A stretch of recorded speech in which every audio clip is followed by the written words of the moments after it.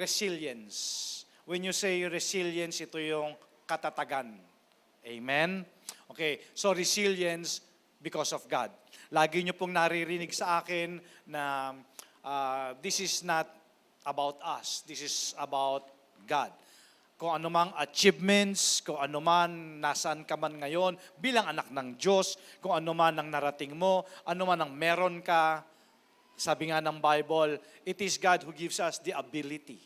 So it's about Him. It's not about you. It's not about me. It's not about us. It's about Him. So, ito pong message natin today ay still standing by the grace of God. Talagang purihin ng Panginoon dahil sa biyaya niya sa atin, nandito pa tayo lahat.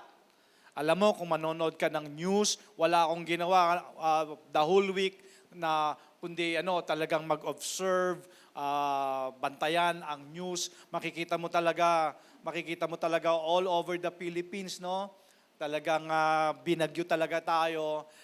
Hindi lamang sa Pilipinas, makikita mo pagtawid nito sa ibang bansa, nandiyan ang China, nandiyan ang Vietnam, nandiyan ang giyera sa Thailand, no? Talagang nandiyan ang giyera sa Israel, sa Iran, tapos nandiyan pa si Habagat. Grabe.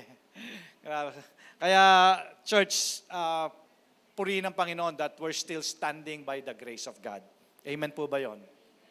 So, samahan niyo po ako. Please join me in reading 2 Corinthians chapter 4, verses 8 and 9. Sabi po dito, we are hard-pressed. Talagang pag sinabing hard-pressed, talagang on every side. Press talaga tayo, 'di ba? Dati nagkaroon tayo ng illustration ng balloon, 'di ba? Pagka pinrest mo ang balloon sa unahan, magpa-pop out siya sa side, magpa-pop out siya doon sa likod. So, we are pressed on every side but not crushed. Perplexed, confused, but not in despair. Hindi tayo nawawalan ng pag-asa. Persecuted. Sabi nga natin dati, ito yung blessing na ayaw ng marami. Persecution. Amen. So, ayaw natin ng persecution, pero we are persecuted but not abandoned. Kailanman hindi tayo iniwan ng Panginoon. Struck down but not destroyed. Ito pong passage na to sa Bible na binasa natin, it speaks to the reality of suffering and hardship in the Christian life. Nandun po talaga. Na whether Christian or not non-Christian, talagang nandun talaga yung hardship. Nakakaranas tayo ng sufferings. While simultaneously, sa kabila ng lahat, emphasizing God's faithfulness and power to sustain believers. Nararamdaman niyo po ba yon? Na kahit na nga merong mga sufferings, merong mga hardships sa buhay natin, sa kabila ng lahat, kumikilos pa rin ang Diyos at ipinaparanas niya sa atin yung faithfulness niya. Amen po ba yon? At hindi lamang siya faithful, makikita din natin yung kamay ng Panginoon, mararamdaman natin yung power niya to sustain us. Di ba nakikita natin yung preservation. Iniingatan tayo ng Panginoon. Pinoprotektahan tayo ng Panginoon. Nga lang sabi nga, siyempre, nandito pa tayo sa mundong ito. In this world, there will be trouble. Kaya nararamdaman din natin talaga yung mga troubles sa paligid natin. So, itong 2 Corinthians na binasa po natin, verses 4, 8, and 9, it highlights that while Christians may face various trials, they are not overcome by them, remaining resilient and hopeful in the face of adversity. Yun ang kagandahan doon. So kahit na nga kung ano yung pinagdadaanan mo, talagang na-overcome mo. Pero overcoming, katulad lagi nang ine-emphasize ko po dito sa unahan, overcoming not because of you, not because of me, not because of us. It's because of Him. Amen po ba yun? Yun po yung talagang, yun yung gusto kong lagi na isa puso't isa isip natin, that we remain resilient and hopeful because of God. Dapat lagi nating na-acknowledge yun. So the verse highlights that despite these hardships, believers are not crushed. Kahit na nga sabi, press on every side, ang sabi ni Apostle Paul, not in despair, hindi tayo nawawala ng hope, not forsaken, not destroyed. So this demonstrates God's power to sustain. Aalalayan talaga tayo ng Panginoon eh. Nararamdaman niyo po ba yon? Pinakita sa atin, hindi lang syempre, hindi lang yung nakalipas na linggo, even before, yesterdays, yesteryears, yesterweeks, yestermonths, nakikita natin God's power sustain us. Di ba?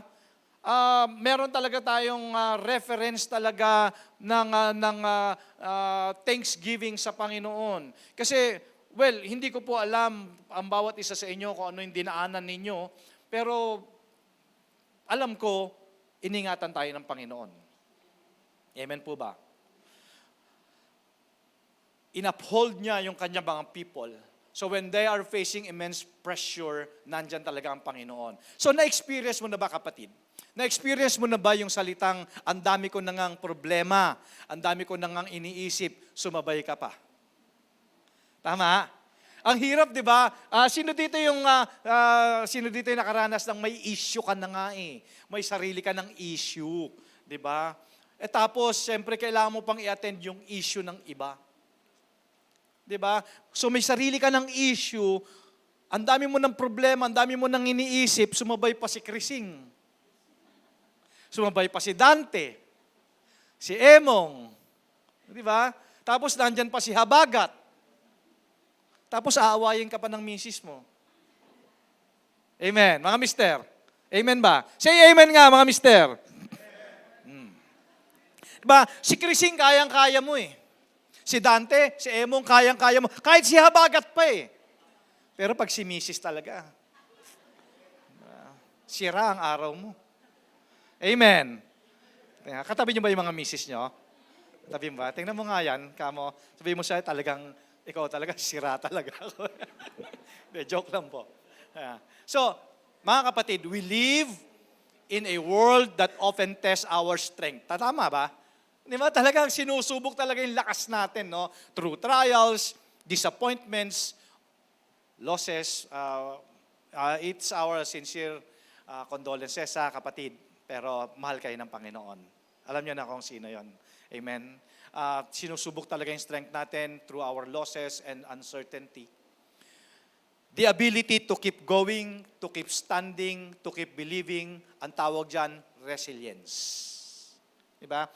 In spite of, kahit ano pang mga disappointments, trials, or losses, but yung ability, the gift of the ability na binibigay ng Panginoon para ikaw ay magpatuloy, manatili kang nakatayo, to keep believing, ang tawag dyan ay resilience. You know why? Because we live in a world where trials are unavoidable. Wala talaga tayong magagawa. Di ba? Wala tayong magagawa. Yung bagyo, hindi natin kayang pigilan eh. Alam mo, nung naririnig ko na nga na si Krising nandun na, papasok pa si Emong at saka si Dante, gusto ko mang pigilan, wala akong magawa. So, ang kaya ko lang gawin, manalangin eh. Amen? So, we live in a world where trials are unavoidable, sickness are unavoidable, loss, betrayal, failure, and disappointments will come. Amen po ba? Siguro, lahat naman tayo dito makakapag-agree na, totoo, lahat ito talaga, in this life talaga mararanasan talaga natin. Pero ano ba ang pagkakaiba nating mga anak ng Diyos? What makes the difference for us, believers? Ano pagkakaiba natin? Kaya nga, alam mo, kahit na anong pinagdadaanan natin, nakukuha pa rin nating ngumiti. Tignan mo yung katabi mo. Di mo alam kung anong pinagdadaanan niya, pero sabi nga nila, di ba, ang mga Pilipino daw, very resilient eh. Napanood nyo ba yung news? Ay, grabe naman. Baha na, nagsuswimming pa, no? Grabe, sabi ko, talagang tindi talaga ng mga Pilipino. Wala man ako napanood sa ibang bansa na binaha na ganun. May napanood ba kayo? Sa Pilipinas, only in the Philippines. Only in the Philippines. Grabe, may nakita ko, nagbabangka, may nakagagels. Grabe, sabi ko. Walang leptospirosis. Di ba? Wala. Grabe. What makes Christians or believers different? You know what's the difference? Our resilience doesn't come from ourselves. It comes from God. Amen. Kaya tayo matatag. Hallelujah. Kaya tayo matatag eh. Kasi, alam mo, pag pinag-usapan ng strength, ang sabi ng mundo, lakasan mo lang loob mo. Diba? Pero tayo mga Kristiyano, what makes us different? We rely on a higher strength. Alam natin, God in us.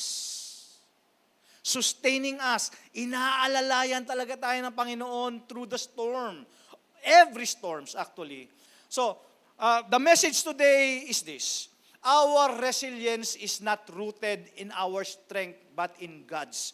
Church, mga kapatid, yung kalakasan natin, yung resilience natin, hindi ito rooted dahil ikaw ay magaling, dahil ikaw ay malakas, di ba? Ginawa mo lahat ng mga magagandang paraan. Talagang hindi talaga eh. Talagang by the grace of God. Katulad ngayon, church, kaya ka nandito ngayon, hindi dahil mahina ang ulan o mahina yung bagyo. Kaya ka nandito, kaya ka still standing kasi si Lord ang malakas. Di ba? Sabi nga ng mga ano tawag sa mga Gen X ba, mga generation ngayon, si Lord lang ang sakalam talaga eh. Hindi dahil mahina yung problema mo eh. Malakas lang talaga si Lord. Amen.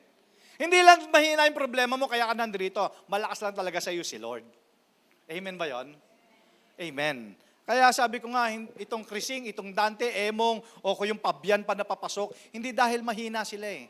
Malakas lang talaga si Lord. So, church, time will come that you will be tested. Tanggapin mo na po yon. Pero ang importante, handa ka. Whether you like it or not, you will be tested. Di ba? Paano mo masasabi na your faith is unshakable kung hindi ka isi-shake? Di ba? Paano mo malalaman na masarap kumain ng chicken sa Jollibee kung hindi ka pa nakakakain? Kailangan talagang i-test. Di ba? So, resilience. What is resilience? Resilience is not the absence of hardship. It's the ability to endure. Yun ang resilience eh. Okay, resilience yung pagiging matatag. Di ba? So, yung ability to endure, nakakayanan natin. At hindi mo lang nakakayanan, you bounce back. You bounce back. Na kahit na nga, nakakita na kayo ng mga puno ng nyog, di ba? Nakikita mo yun, talagang yung hangin talaga, dinadapa siya, pero mamaya tatayo siya ulit. Di ba? You bounce back and grow despite hardship. So, the world, again, talks about inner strength. Hindi, lakasan mo lang ang loob mo. But the Bible points us to something far greater. God's strength in us. Kaya anong sabi ng Isaiah 40:31? But they who wait for the Lord shall renew their strength. See? Ang sabi ng mundo, hindi, lakasan mo lang ang loob mo. Hindi. Ang sabi ng Bible talaga, but they who wait for the Lord shall renew their strength. They shall mount up with wings like eagles. They shall run and not be weary. They shall walk and not faint. So ibig sabihin nito, church, when we lean, when we depend on God, we find fresh strength. Hindi lang para mag-survive, but to rise. Di ba? Yun yung sinasabi natin eh. Hindi lang tayo mag-endure. At the end of the day, we enjoy. Kasi alam natin, God in us. Amen? So, yun yung resilience. Yung meron tayong ability to endure and to bounce back. And syempre, nag-grow din tayo doon sa mga hardships. Natututunan natin. Di ba? Kaya nga lang, nakakalungkot sa bansa talaga natin, Sabi nga namin mag-asawa, nag-usap kami, ano ba to? Di ba, bata pa tayo, problema na tong bagyo at saka baha. Until now, parang hindi tayo naglo-learn, no? Hindi tayo naglo-learn sa sa mga past experiences natin. Pero dapat tayo mga Kristiyano, natututo tayo sa mga hardships natin, natututunan natin para pag nakita natin ulit yan in the future. Kasi alam mo ang problema, nandyan talaga, unavoidable yan, nagpapalit lang ng pangalan, no? Ang problema, nagpapalit lang ng pangalan. Last month, ang problema mo pera. Ngayon, ang problema mo, pera pa din. Nagpapalit lang sila ng pangalan. Di ba? Nagpapalit lang ng kulay. Pero, bottom line, problema pa din. So, pero we bounce back. Yun ang kagandahan eh. Kaya I'm privileged. Alam ko, I'm speaking today sa mga resilient na mga anak ng Diyos. Amen? Amen ba yun? Palakpakan nga natin ng Panginoon. 1 week, no? Grabe, 1 week. Na ang binagsak daw na ulan is pang 2 months. At purihin ng Panginoon at dito sa atin, hindi naman tayo masyado binaha. Of course, doon sa mga low-lying areas, sabi ko nga, wag namang umulan banda doon kila Jake at bumaha. Dahil pag bumaha doon, lubog na tayo. Kasi nandun sila sa mataas na lugar. No, pero purihin ng Panginoon. Talagang papuri pa rin talaga sa Kanya. So, biblical examples of resilience. Pastor, meron ba mga biblical example ng mga resilience? Yes, you remember Job? Si Job, very resilient person ito. Talagang yung lakas talaga niya, talaga nanggaling talaga sa Panginoon. Sabi niya, di ba? Because he lost everything. You know the story of Job. He lost everything. Sabi sa Job 13:15, though he slay me, yet I will hope in him. Ibig sabihin nito, well, kahit ikamatay ko pa to, hindi ako magbabago at hindi ako titigil ng pag-asa sa Panginoon. Amen? So kita mo yung hope niya talaga sa Panginoon, kahit ikamatay ko pa to, di ba, hindi ko tatalikuran ng Diyos. And David, you remember the story of David? Siya po, hunted siya, di ba? Talagang wanted talaga siya ni Saul, di ba? Talagang gusto siyang patayin. He was betrayed, mismong mga kasama niya. Pero anong sabi niya sa 1 Samuel 30 verse 6, di ba? Still, he encouraged himself in the Lord. Di ba? He encouraged yung kahit na nasa pangit na kalagayan na sitwasyon, pilitin mo pa rin. Pilitin mo pa rin, piliin ang Panginoon. Kasi sa Kanya manggagaling yung kalakasan mo. Hindi po pwedeng, hindi ka pwedeng patampo-tampo dyan, hindi ka pwedeng pa self-pity dyan, dahil mas lalong lalala lang ang problema. Piliin mo pa rin na kay Lord ka talaga humanap ng kalakasan. And remember Apostle Paul. Apostle Paul, nakulong. Diba? Beaten. Na nakasakay siya doon sa barko, na shipwreck siya. And still, sinabi niya pa rin, in Philippians 4:13, I can do all things through Christ who strengthens me. Sabi ko nga sa inyo, well, sino ba sa atin ang walang problema? Kung babasahin mo yung Bible, parang wala pa sa kalingkingan yung problema natin sa problema nito mga ninuno natin. Amen? Pero talagang meron talagang resilient spirit talaga. Talagang binigay ng Panginoon by the grace of God. Okay. So each of these heroes was resilient not because they were unbreakable, but because God was their strength. Ulitin ko hindi dahil unbreakable sila, but God was their strength. Hindi dahil mahina ang bagyo. Mas malakas lang talaga si Lord sa bagyo. Hindi dahil sa maliit lang at mahina lang yung problema mo. Mas malakas lang talaga si Lord sa problema natin. Amen. Number 3, the source of our resilience. So, we are resilient because God is with us. Huwag po ninyong kakalimutan yan.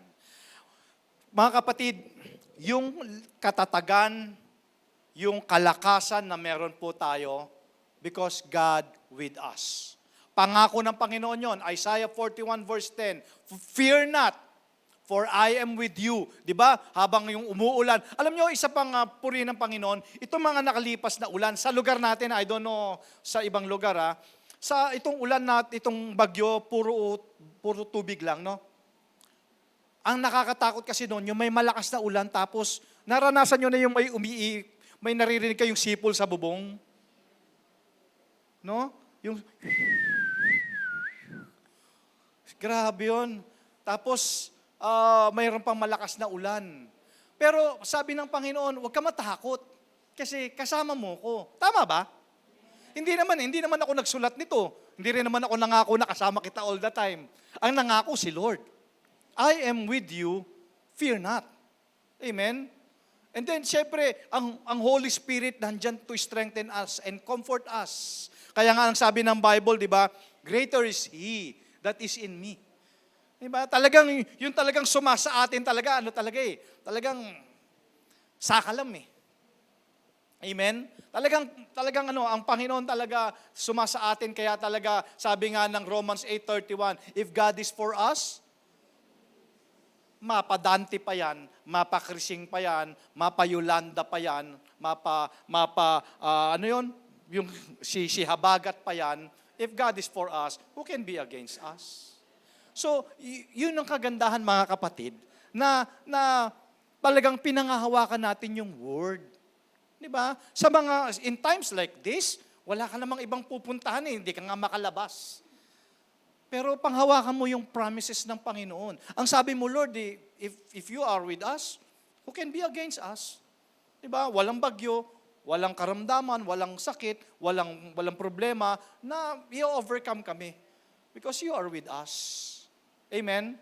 So, God's presence, ito naman. So, alam naman natin na sumasa atin ang Panginoon. Pero God's presence doesn't prevent the fire or the flood.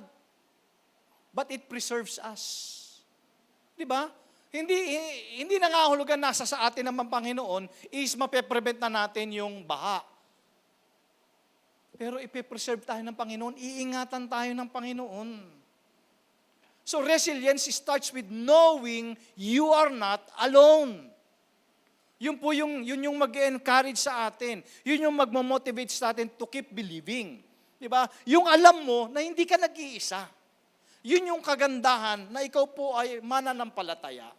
Alam mo, hindi ka nag-iisa. God walks through the valley with you. Anong sabi ng Psalms 23? Though I walk through the valley of the shadow of death, I will fear no evil, for you are with me.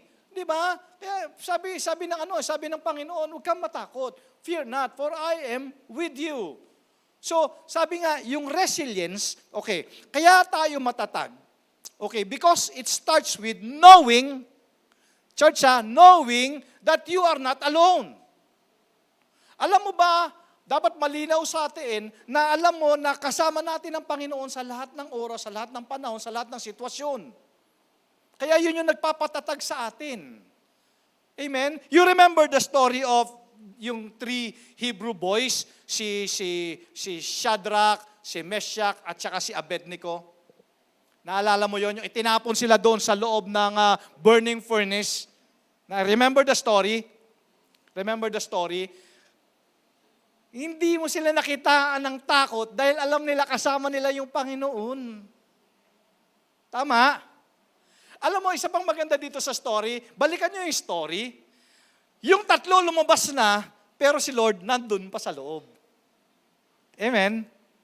So anong ibig sabihin sa atin noon? Di ba? Church, resilience is rooted in God's presence. Dapat maliwanag sa'yo, ano man ang kalagayan mo. May problema, may pagsubok, anumang bagyo, huwag mong kakalimutan na kasama mo ang Panginoon. At yun ang magpapatatag sa atin. Kasi alam niyo po kung bakit? Kasi marami din akong mga na-encounter, narinig, na mga tao na talagang wala na. Talagang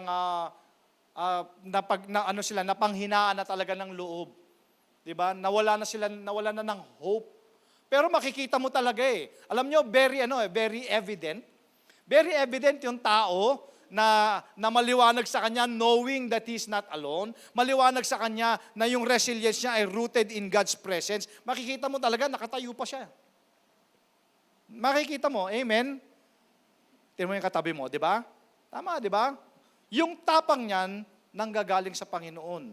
Yung lakas niyan, nanggagaling sa Panginoon. Amen? Amen? Grabe. Talagang wala tayong magawa noon kundi manalangin talaga. Ipagpasa Diyos talaga. Tayo, of course, we pray for one another. Talagang nakita ko how the Lord preserves. How the Lord preserves. Kaya nga, alam mo, today, inaasahan ko talaga, marami talaga ang mag-church eh. You know why? Dahil si Lord malakas sa atin.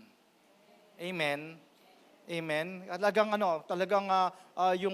Yung pasasalamat talaga natin na sa Panginoon. Kasi bakit kamo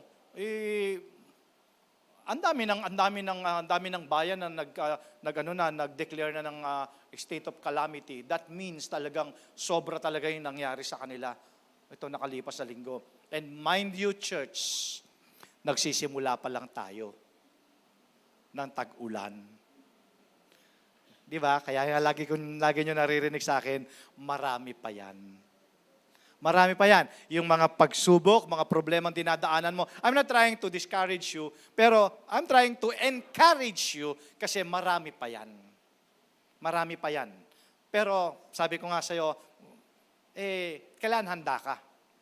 Handa ka. Dapat yung resilience talaga, ina-acknowledge mo talaga na ang Lord hindi kanya talaga pababayaan. Aalalayan ka ng Panginoon, ipe-preserve ka talaga, poprotektahan ka niya talaga. So, dapat maliwanag sa atin yon. Kaya anong sabi ng Isaiah 43 verse 2, when you pass through the waters, sabi ko, Lord, ano ba itong waters na to? Baha ba to? Diba? When you pass through the waters, I will be with you. And when you pass through the rivers, they will not sweep over you. Nakapanood kayo? Ang daming inanod po. Ilan ang namatay? Ang daming inanod po ng river. Pero sabi ko, Lord, grabe to. The rivers, they will not sweep over you. Pero wag nyo na ba subukan si Lord? Di ba yung, sabi na Isaiah 43, hindi raw ako rin ng river. Tapos nandun ka, papaanod ka. Oo. Ang sabi ng Bible, do not test the Lord your God. Di ba? Yung sinasabi natin, hindi. Sabi ng Lord, poprotektahan niya ako eh. Tapos tatawid ka na nakapikit sa expressway. Hindi ganon. Hindi po yun ang konteksto noon. Ibig sabihin ng Panginoon, kahit nga nandyan yung mga problema na yan, nandyan yung bagyo na yan, iingatan tayo ng Panginoon. Amen? Amen? Kasi when you pass through the waters, talaga believe talaga ako. Maulit ko lang, talaga believe talaga ako. Nakita ko talagang meron pa nga, may hawak pang dalawang red horse eh. Di ba? Ewan ko, napanood nyo yun. Grabe, sabi ko. Hanggang dito yung tubig, hanggang malunod-lunod na. Basta may red horse, may sagip eh. Di ba? When you pass through the waters eh. Ay, nako. Amen. Church, because God is with you, you can withstand what others collapse under. Yun yung sinasabi natin. Yung iba, bumigay na. Ano sabi ng Psalms 91? Though thousands may fall, but you remain standing. Diba nakikita mo talaga, nagbabagsakan na talaga yung mga nasa paligid mo, yung bahay, inanod, yung bubong, tinangay, diba yung mga nag-iiyakan na yung mga tao sa paligid mo. Thousands may fall, pero ikaw still standing by the grace of God. Amen. Wow. Amen. Yun ang difference nating mga anak ng Diyos. Kasi alam natin, knowing that we are not alone. Alam natin, kasi importante kasi, yung alam mo kung sino yung kasama mo. Amen? So number 4, resilience is the product of soul anchored in the promises of God. Ito yun yung alam natin sa puso natin na yung ating katatagan, ito ay rooted or anchored sa mga pangako ng Panginoon. Okay, so yung resilience is built on God's promises. Remember Romans chapter 8 verse 28? And we know, ayan importante, yung first phrases nitong scripture na to, sabi kaagad dito, and we know. The question is, alam mo ba? We know that in all things, God works for the good of those who love Him. Di ba mahal natin ang Panginoon? Di ba tinawag tayo ng Panginoon according sa purpose niya? So alam natin, church, kung alam natin ito, all things work together for good. So alam din natin na do meron ako mga pinagdadaanan, meron ako mga problema, inaalaw ng Lord yan sa buhay natin kasi alam niya, yan din yung magpapatatag sa atin. Kasi nga, marami pa yan. Church, hindi mo pwede sabihin na hanggang next week na lang yung problema mo. Hindi. Parang unavoidable siya. Parang matitigil lang siya pagka tinawag na tayo ng langit. Tama, pero hanggat nandito tayo talaga sa ibabaw ng lupa, talagang mayroon talaga tayong battles. Talaga naharapin. Okay, so we keep going because we believe God's word. Yung sinasabi natin, rooted ito dun sa God's promises, na lahat ng nangyayari sa akin, may kinalaman ito sa magandang plano ng Diyos para sa kabubuti ko. Okay? Lord, paano ko naman alaman, paano naman naging ikabubuti ko? Binaha na nga yung bahay ko. Natanong nyo na ba yon? Yung mga binaha dito? So, mamaya tanong nyo kay Lord. Di ba? Para si Lord din ang sasagot sa inyo. Pero one thing I know, all things work together for good to those who love Him. Kasama yan, kahit ang tingin mo pangit, pero kasama yan sa mga magagandang plano ng Lord para sa iyo.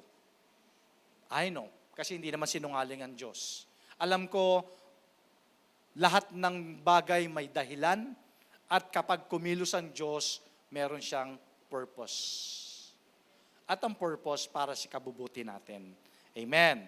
Baka naman kailangan mo na lang sabi, kaya ka binaha, kasi hindi ka nagpipray na ilipat ka ng Lord. Mag-pray mo, baka ilipat ka na ng Lord. Amen. So we keep going because we believe God's word. That suffering is never wasted. Hindi pala wasted yung mga sufferings natin. Joseph was betrayed. Nakulong si Joseph, di ba? Nakalimutan na nga siya eh. Pero kumapit lang siya sa Panginoon. Kapit lang. Sabi mo sa katabi mo, kapit lang kay Lord. Kapit lang. Di ba? Kapit lang.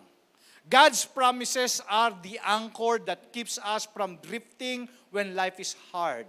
Yun talaga. Talagang babalikan. Wala ka pa rin talagang babalikan. Babalikan mo talaga yung word, yung promises talaga ng Panginoon. Kasi talagang, yun talaga yung mag-a-anchor sa atin pagka gusto na talaga natin mag-quit.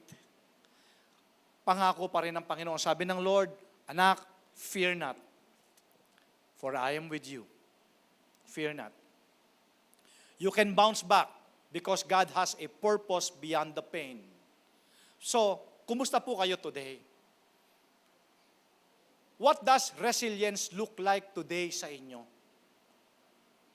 Parang pakiramdam mo talagang press on every side. Minsan nga parang naiisip mo na ngang mag-quit, di ba?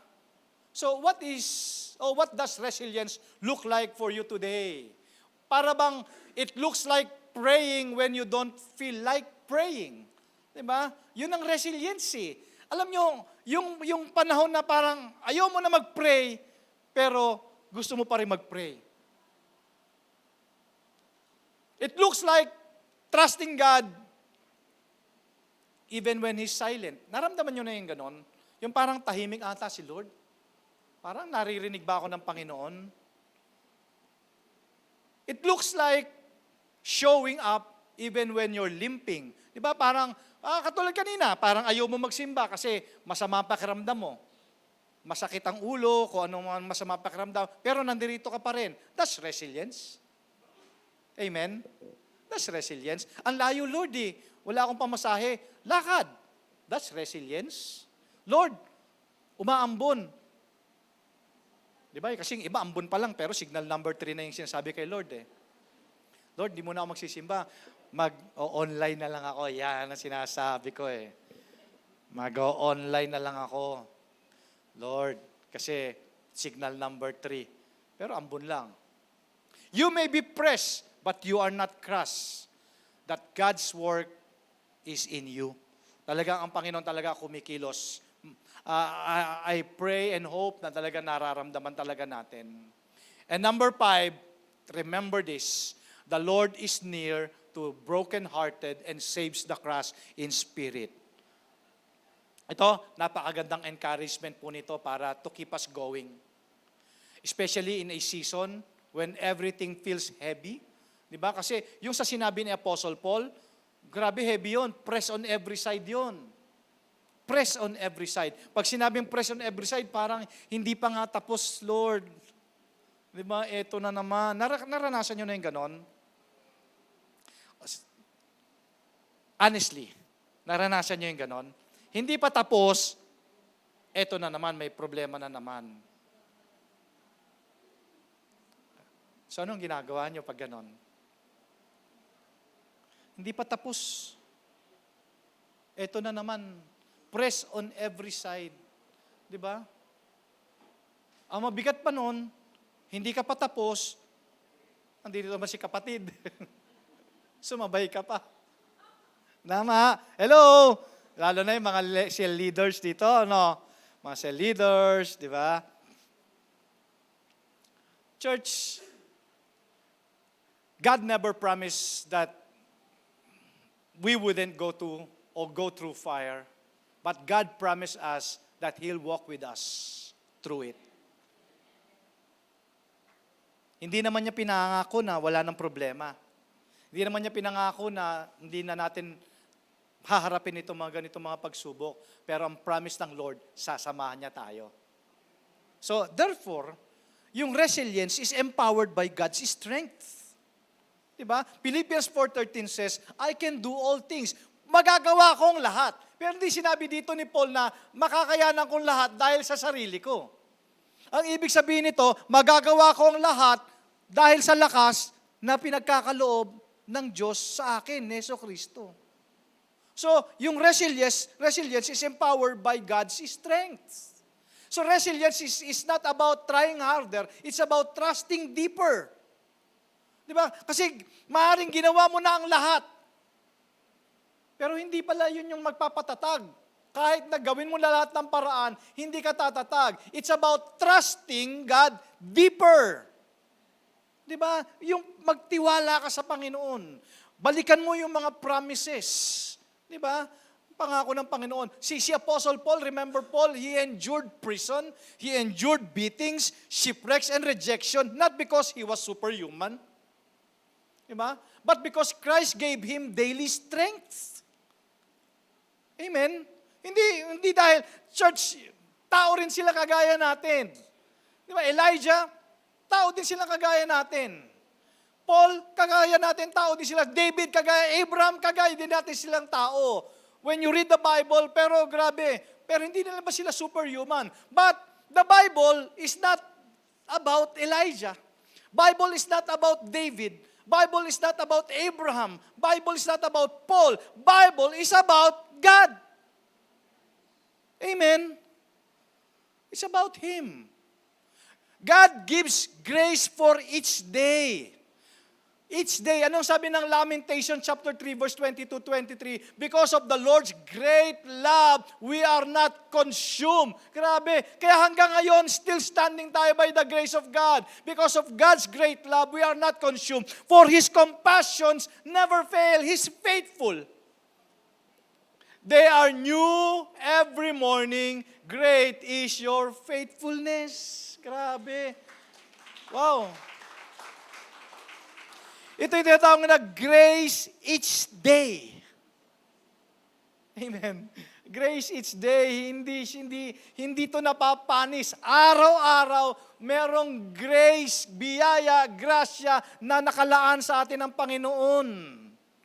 Amen. It's new every morning. Amen. Kaya sabi ng Panginoon, my grace is sufficient for you.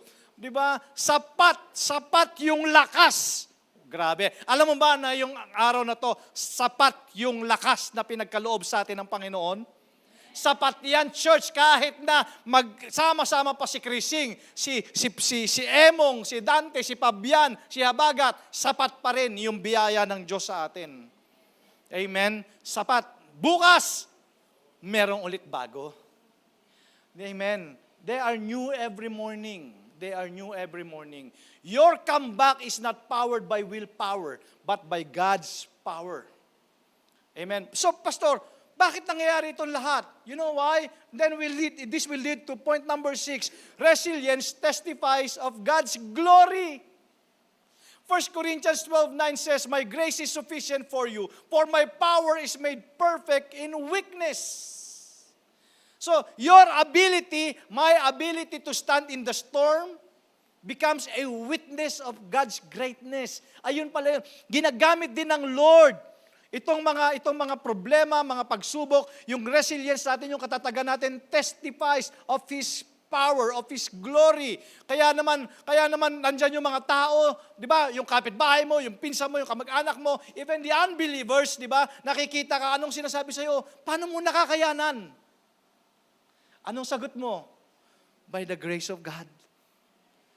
Tama. So, kanino nakapoint lahat? Nakapoint pa rin ito lahat sa biyaya ng Panginoon, sa pag-ibig, sa kabutihan ng Diyos sa atin. Your scars become testimony. Your endurance points others to Jesus. Kaya pag tinanong kanila, paano mo nakakayanan, sir?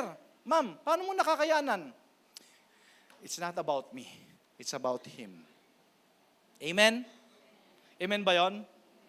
Church, actually, yung resilience, wala namang ibang model nito kundi talaga si Jesus Christ.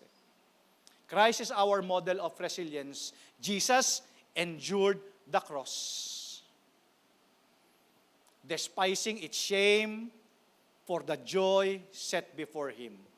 Sabi ng Bible, yung pagpako kay Kristo, yung kamatayan niya sa krus, actually, hindi naman talaga siya nag-quit. Ang katunayan nga nun, masaya siya dahil mapufulfill niya yung kanyang purpose. He overcame. And because He overcame, ganon din po tayo. We can too overcome. So resilience is not just about surviving. Resilience is about thriving in the face of trials. Because you have a God who is with you. Huwag niyo pong kakalimutan yon. Greater is in us than anything of this world. Ang Diyos talagang nagpapalakas who upholds us with His righteous right hand. Anong sabi ng Isaiah 41:10? Huwag natin kakalimutan mga kapatid, because life is filled of trials. Nandiyan talaga, struggle tayo. Hindi lamang tayo struggle physically, spiritually struggle din tayo, pero nire-remind tayo lagi ni Apostle Paul. In 2 Corinthians chapter 4, 8 and 9, we are crushed on every side talaga. We are pressed on every side. So, pag tayo po ay umarap sa mga challenges, tatandaan natin we are never alone. And never without hope. Pakisabi nga po sa katabi mo, hindi ka nag-iisa. Hindi ka sasamahan, kundi kasama mo ang Panginoon. Amen? Dahil ikaw ay resilient, dahil ikaw ay anak ng Diyos, kaya nga lagi kong tinan mo yung katabi mo. Ulit, isa pa. Hindi naman ikaw ang unang, hindi ko alam kung anong meron kayong pinagdadaanan ngayon, pero hindi naman ikaw ang unang taong may problemang ganyan. Tama? Pero, kinaya? Kinakaya? At kakayanin pa. By the grace of God. Amen? By the grace of God. Because of God's sustaining power. Aalalayan talaga tayo ng Panginoon. Yung sinasabi niya, I will uphold you with my righteous right hand. Totoo po yun. Makikita niyo yun. Just keep believing. Aalalayan ka talaga ng Panginoon. When life knocks you down, remember this, you are not crushed. You are not abandoned. You are not destroyed because His power sustain you. Amen? Okay, this is the final verse for today. Kaya nga, kailangan church, ina-acknowledge talaga natin. Ina-acknowledge natin that we are never alone. Diba? Anumang pinagdadaanan mo, hindi ka nag-iisa. Kasama mo ang Panginoon. Final scripture, Psalms 27, verse 13-14. I remain confident of this. Wow. Ano man yung nakikita ko sa paligid ko, though 1,000 may fall, pangit man yung kalagayan na nangyayari sa paligid ko, but still I will see the goodness of the Lord in the land of the living. Wait for the Lord, be strong, and take heart, and wait for the Lord. Amen. Amen. Naniniwala ba kayo? You're confident? Ano man yung kalagayan mo, sitwasyon mo ngayon, one day, you will see the goodness of the Lord. Amen? Amen ba yun? Praise God, no? Ito lagi nyo naririnig sa akin. Yes, alam ko may problema, pero purihin ang Panginoon dahil ang problema hindi nakadesign para magtagal. Malalampasan mo din lahat yan. Amen. One day you will see the goodness of the Lord. Ibig sabihin nun, isang araw, the Lord will repay all the locusts have eaten. Yung mga ninakaw, nawala, di ba? Ibabalik ng Panginoon sa iyo yan. Siksik, liglig, umaapaw. Dahil nagtitiwala ka sa Kanya. Know that your strength is not in yourself, but in Jesus Christ. Maaring down na down ka today, pero kay Lord, hindi ka niya bababayaan. Keep standing, keep believing, keep walking. You are still standing because of the grace of God. Lagi mong i-acknowledge yung strength coming from Him. Dahil hindi naman talaga ito tayo, hindi ikaw, hindi ako. Talagang ito ay dahil sa biyaya ng Panginoon sa atin. Kaya, mga kapatid, keep believing, keep walking, keep standing, and keep smiling. Amen? Keep smiling.